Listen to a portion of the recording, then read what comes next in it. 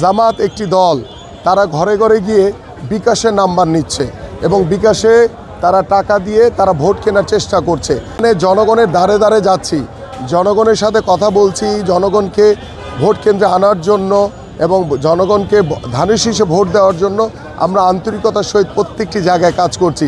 ঠিক সেই সময় জামাত একটি দল, তারা ঘরে ঘরে গিয়ে বিকাশে নাম্বার নিচ্ছে এবং বিকাশে তারা টাকা দিয়ে তারা ভোট কেনার চেষ্টা করছে।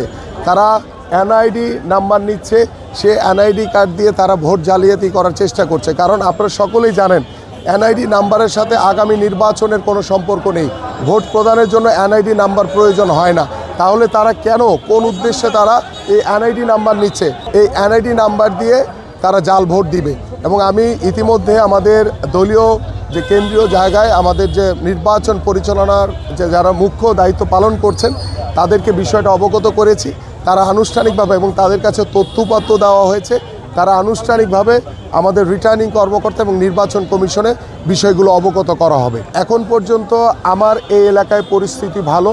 আমরা অত্যন্ত সহনশীল, ধৈর্যশীলতার পরিচয় দিয়ে আমরা আমাদের প্রত্যেকটি প্রচারণার কার্যক্রম করছি এবং আমি বিশ্বাস করি যে আল্লাহর রহমতে এই এলাকার স্বতঃস্ফূর্ত অংশগ্রহণের মাধ্যমে আমরা এই এলাকার ঢাকা 16 আসনের সর্বোচ্চ ভোট কালেক্ট করার চেষ্টা করব ইনশাআল্লাহ, যাতে প্রত্যেকটি সাধারণ মানুষ যাতে ভোট প্রদান করতে পারে নিরাপদ সুন্দরভাবে, যাতে তারা ভোট দিয়ে তারা যাতে আবার বাসায় যেতে পারে। এবং আমরা সতর্ক রয়েছি, আমাদের আইন শৃঙ্খলা বাহিনীও সতর্ক থাকবে ইনশাআল্লাহ, যে আমরা সকলেই যাতে একটি সুষ্ঠু ভোটের মাধ্যমে আমরা আমাদের আগামী 12 তারিখ আমাদের যে ত্রয়োদশ জাতীয় সংসদ নির্বাচন সেটি যাতে আমরা অনুষ্ঠিত করতে পারি।